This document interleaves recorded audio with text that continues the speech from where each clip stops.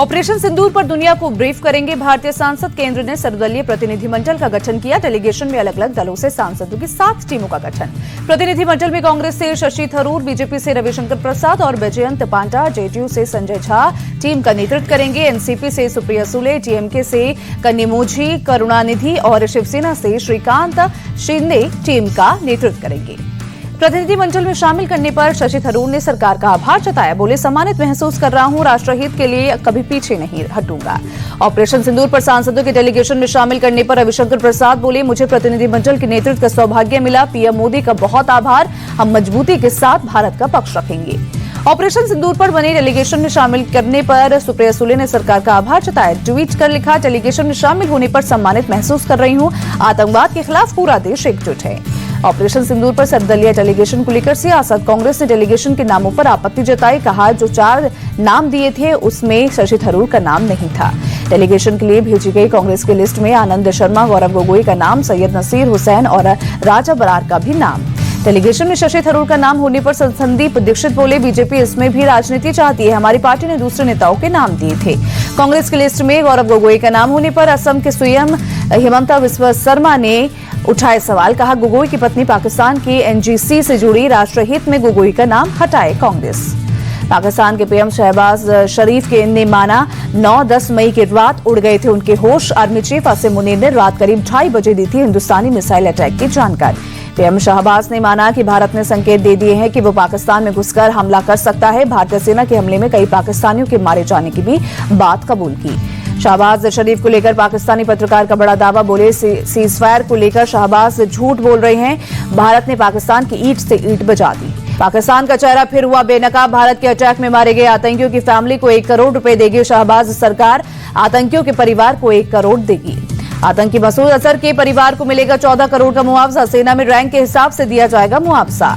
सिंधु जल समझौता सस्पेंड होने के बाद जम्मू कश्मीर के डैम परियोजनाओं पर काम तेज। चिनाब नदी पर बनी रणबीर कैनाल की लंबाई दोगुनी यानी 120 किलोमीटर करने पर सरकार का फोकस। रणबीर कैनाल से अभी 40 क्यूबिक मीटर पानी ही भारत को मिलता है। नहर की लंबाई बढ़ने से 150 क्यूबिक मीटर पानी भारत ले सकेगा। सोपोर, नॉर्थ कश्मीर समेत जम्मू कश्मीर में कई जगहों पर एसआईए की छापेमारी। आतंक से जुड़े मामलों में एजेंसी ने रेड की। कुपवाड़ा दौरे पर एलजी मनोज सिन्हा तंगधार सेक्टर में पाकिस्तानी गोलाबारी में हुए नुकसान का आकलन किया। स्थानीय लोगों की बातचीत की। जम्मू कश्मीर के सीएम उमर अब्दुल्ला का बयान, एलओसी पर सीजफायर उल्लंघन की कोई खबर नहीं। नुकसान का आकलन किया जा रहा है। जरूरत पड़ने पर केंद्र सरकार से मदद मांगेंगे। पुंछ में जवानों का डोर टू डोर सर्वेक्षण। पाकिस्तानी गोलाबारी से प्रभावित लोगों को दवाइयां और राशन मुहैया कराया।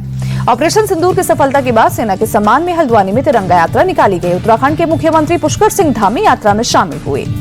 तिरंगा यात्रा के अवसर पर सीएम धामी बोले, हम आतंकवाद के खिलाफ निर्णायक प्रहार करने में सफल रहे। सशस्त्र बलों के अदम्य साहस को नमन। हरियाणा के लाडवा में सेना के सम्मान में तिरंगा यात्रा निकाली गई। सीएम नायब सिंह सैनी भी हुए शामिल। ऑपरेशन सिंदूर की सफलता के बाद सेना के सम्मान में अहमदाबाद में तिरंगा यात्रा निकाली गई। सीएम भूपेंद्र पटेल भी शामिल हुए। बेंगलुरु में भी सेना के सम्मान में तिरंगा यात्रा निकाली गई। केंद्रीय मंत्री शोभा करंदलाजे यात्रा में शामिल हुई।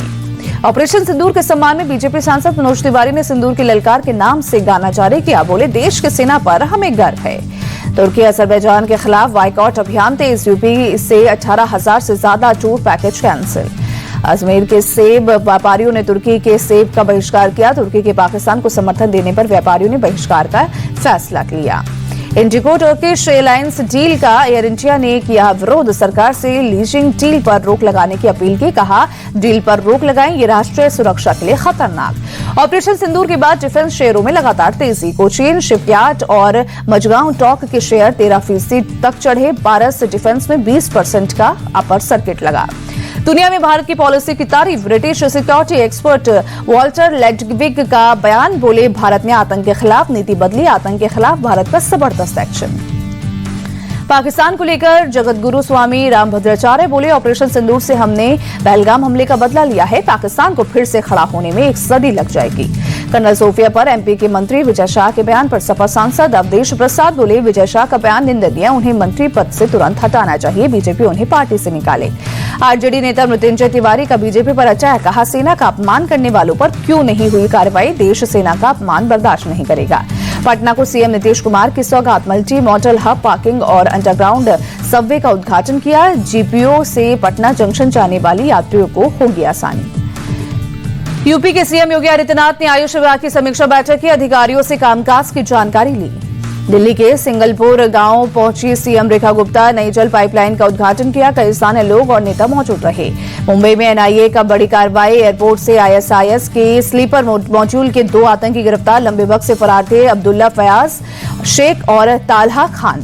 पुणे में आईजी टेस्टिंग मामले में दोनों संदिग्धों की तलाश थी। 3 लाख का घोषित था इनाम, कोर्ट ने गैर जमानती वारंट भी जारी किया था। केदारनाथ धाम में एयर एम्बुलेंस क्रैश, लैंडिंग से ठीक पहले हुआ हादसा, हेलीकॉप्टर में सवार सभी 5 लोग सुरक्षित।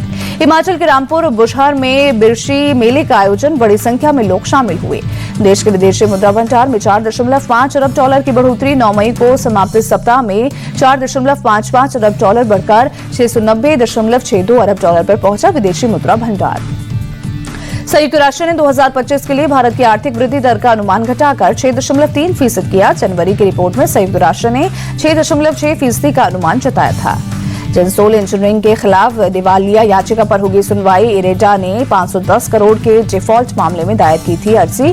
3 जून को होगी ट्रिब्यूनल में सुनवाई। अटल पेंशन योजना के सदस्यों में हुई बढ़ोतरी, अप्रैल तक सदस्यों की संख्या बढ़कर 7 करोड़ 65 लाख हुई। फंड भी बढ़कर रिकॉर्ड 75,974 करोड़ रुपए पर पहुंचा। हंड्री मोटर इंडिया का मुनाफा 7% घटा। वित्त वर्ष 2024 और 25 में 5,640 करोड़ रुपए का मुनाफा हुआ। 2023 और 24 में कंपनी को 6,000 करोड़ से ज्यादा हुआ था प्रॉफिट। लॉजिस्टिक कंपनी डिलीवरी घाटे से उभरी। वित्त वर्ष 2024 और 25 के दौरान 162 करोड़ रुपए का हुआ मुनाफा। वित्त वर्ष 2023 और 24 में कंपनी को 249 करोड़ का हुआ था घाटा। वित्त वर्ष 2024 और 25 में कंपनी की कमाई 9.7% बढ़कर 8,931.9 करोड़ हुई। भारत और पाकिस्तान के बीच तनाव के बाद रुका आईपीएल आज से दोबारा होगा शुरू। आज रॉयल चैलेंजर्स बेंगलोर और केकेआर के बीच मुकाबला। बेंगलोर में शाम 7:30 बजे से खेला जाएगा मैच। आईपीएल में कोलकाता का बेंगलोर पर पलड़ा भारी। अब तक 35 बार दोनों टीम हुई आमने सामने। कोलकाता ने 20 मैच में दर्ज की है जीत। आरसीबी को 15 मैच में मिली है सफलता। बेंगलोर में बारिश की आहट, मैच के दौरान 65% बारिश के आसार। क्रिकेट फैंस का मजा किरकिरा कर सकती है बारिश। शाम को तेज आंधी और लगातार 2 घंटे बारिश का अनुमान। आईपीएल पॉइंट टैली में आरसीबी 16 पॉइंट्स के साथ दूसरे नंबर पर काबिज। कोलकाता की टीम 12 मैच में 11 अंक के साथ छठे नंबर पर पहुंची। पंजाब, गुजरात और लखनऊ की टीमों में बड़े बदलाव। तीनों टीमों ने रिप्लेसमेंट खिलाड़ियों का किया ऐलान। पंजाब किंग्स ने चोटिल लॉकी फर्ग्यूसन की जगह काइल जेमिसन को टीम में शामिल किया। गुजरात टाइटंस टीम में हुआ बड़ा बदलाव। श्रीलंका के कुशल मेंडिस को जोस बटलर की जगह चुना गया। मेंडिस 75 लाख रुपए में जीटी से जुड़ेंगे। 18 मई को राजस्थान रॉयल्स के खिलाफ नहीं खेल पाएंगे ऑस्ट्रेलियाई खिलाड़ी मार्कस स्टोइनिस और जोश इंग्लिश। दिल्ली और मुंबई के खिलाफ मैच में मौजूद रहेंगे दोनों खिलाड़ी। आईपीएल में डीसी को मिली बुरी खबर। फाफ डू प्लेसिस और फरेरा ने भारत लौटने से किया इनकार। मिशेल स्टार्क और जैक फ्रेजर मैकगर्ग ने भी आईपीएल से लिया नाम वापस। आईपीएल के जारी हुआ नया शेड्यूल। अब 29 मई को खेला जाएगा पहला क्वालिफायर। 30 मई को एलिमिनेटर के लिए होगा मुकाबला। 1 जून को दूसरा क्वालिफायर। 3 जून को होगा आईपीएल चैंपियन के लिए फाइनल टक्कर। ओलंपियन नीरज चोपड़ा ने दोहा में हो रही डायमंड लीग में पार की 90 मीटर की बाधा। 90.23 मीटर भाला फेंक कर बनाया अपना best score. Neeraj Chopra best प्रदर्शन के बावजूद नहीं जीत सके गोल्ड मेडल। दूसरे स्थान पर रहते हुए नीरज चोपड़ा ने जीता सिल्वर मेडल। दोहा डायमंड लीग में 90 मीटर भाला फेंकने पर पीएम मोदी ने नीरज चोपड़ा को ट्वीट कर बधाई दी। बोले, देश को आप पर गर्व है।